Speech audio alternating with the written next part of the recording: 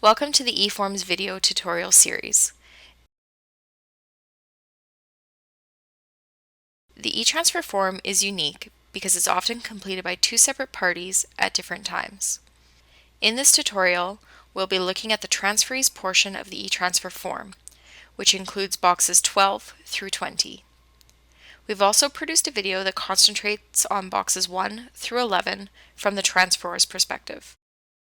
Because the transfer section of the form is completed first, we suggest watching that video before you view this one. We'll begin by looking at box 2 of the transferor section. Box 2 is where the transferor specifies what information will be provided by the transferor and what information will be provided by the transferee. There are some fields that need to be provided by one party or the other, while other fields can be provided by any party to the transfer.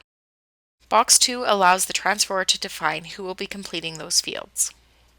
The transferor has the option of selecting title issuing instructions, the Farmlands Ownership Act evidence, fair market value evidence, and transferee name, address for service, tenancy, and interest. If you receive a form from the transferor with some of these options selected, the transferor has said they would like to provide that information. The form will tell you that the information has been received and you won't need to provide anything else for those sections. The transferee only needs to provide information for the options that haven't been checked off. In this video, we left all of the options blank so we can demonstrate the entire transferee section of the eTransfer form.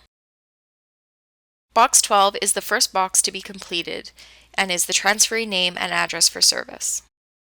There are 5 transferee options to choose from: individual, corporation, executor, administrator, trustee, government and government agency, and public school. You can add as many different transferee types and as many transferees as necessary. You'll also need to provide the transferee's address for service.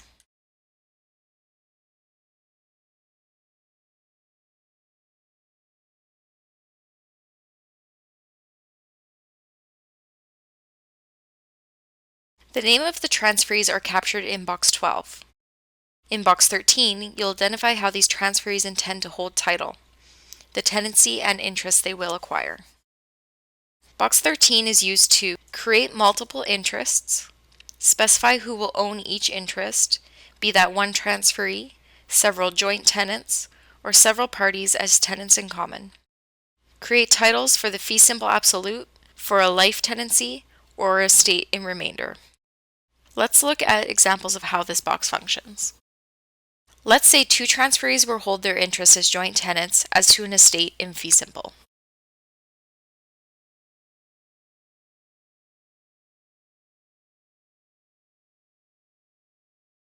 Now let's look at an example of where 2 transferees are going to own an undivided 1/2 interest as to an estate in fee simple.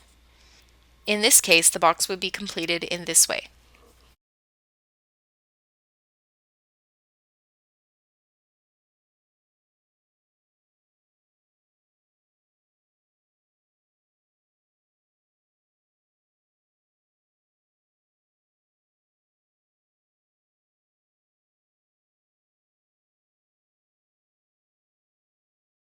The fields in box 14 are empty because the transferor has indicated that the transferee will be completing them.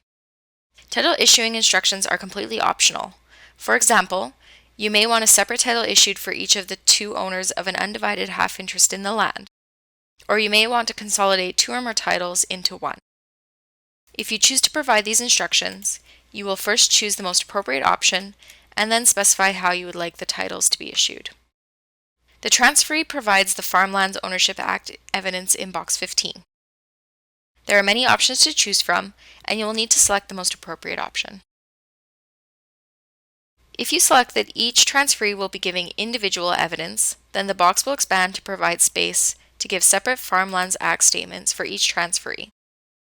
You will need to do this when the Farmlands Ownership Act statements are about the transferees and are not focused on either the affected lands or the nature of the transaction.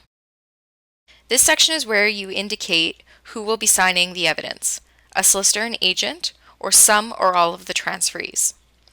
This will ensure the appropriate transferee signature pages are generated. Once again, box 16 is incomplete because the transfer has indicated that the transferee will provide this information. There are two options for fair market value. If there is one value for all of the land in the transfer, then select the first option.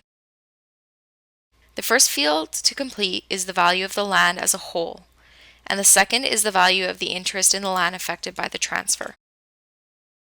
If the value of the interest being transferred is different than the whole, you will need to provide that value. An example of where this might be the case is if the value of the land being transferred is only half of the whole value. If you are transferring the entire interest of that piece of land, and the value of the interest in the land affected by the transfer is the same as the value as a whole, you'll select this option and no further information is required.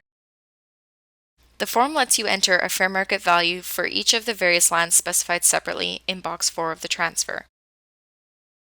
You can provide the value of that piece of land as a whole together with the value of the interest in that land affected by the transfer.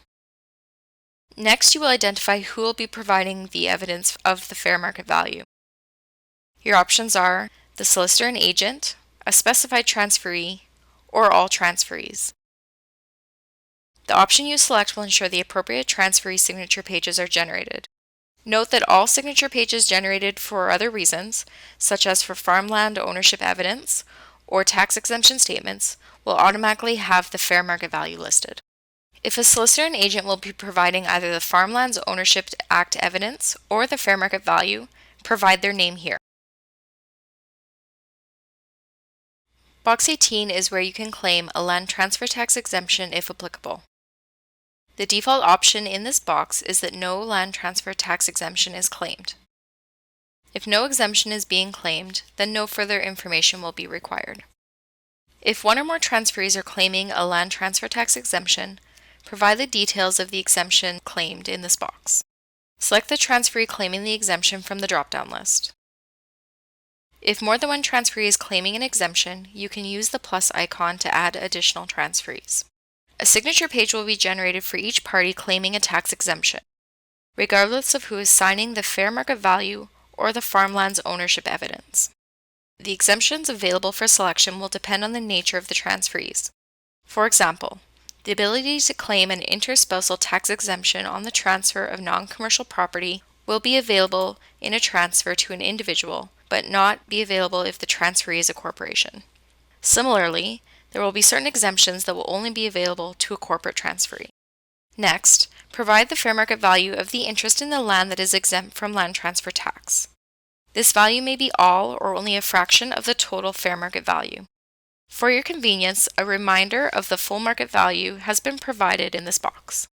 In every transfer affecting land that is subject to a mortgage or encumbrance, the Real Property Act implies certain covenants on behalf of the transferees. The Act allows transferees to negate any or all of these covenants. This can be done in box 19. While there are two options available in this box, both are completely optional. You are not required to select any options in this box at all.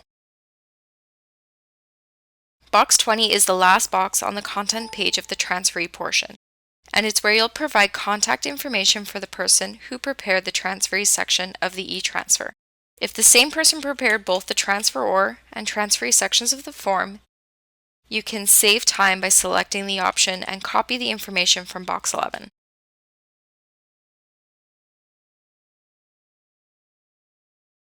Once this has been completed, lock the transferee pages to create the transferee signature pages. Let's go to an e-transfer that has already been completed and locked to view the signature pages. This e-transfer has already been completed and locked by the transferors and transferees. Notice that the transfer pages only have one security image, barcode, and control number, and that it's the same on every page.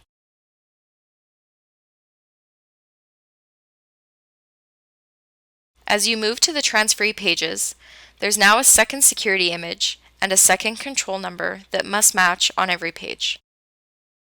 Also, the security image and control number from the transfer section has been carried forward onto all transferee pages. For more information on the purpose of the security images, please watch the eForm Overview and Security Images video tutorial, or reference the eTransfer user guide.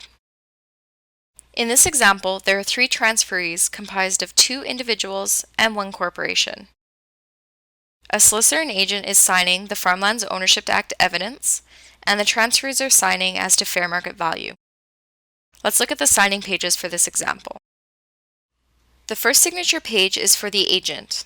In this case, since we indicated that the agent is signing the Farmlands Ownership Act evidence, the statements that were selected are listed on this page.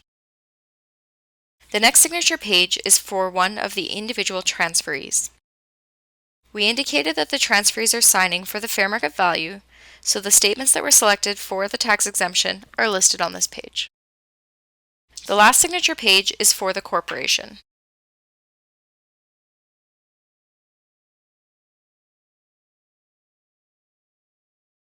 While it is also providing fair market value evidence, the area for it to sign looks different than it would for an individual.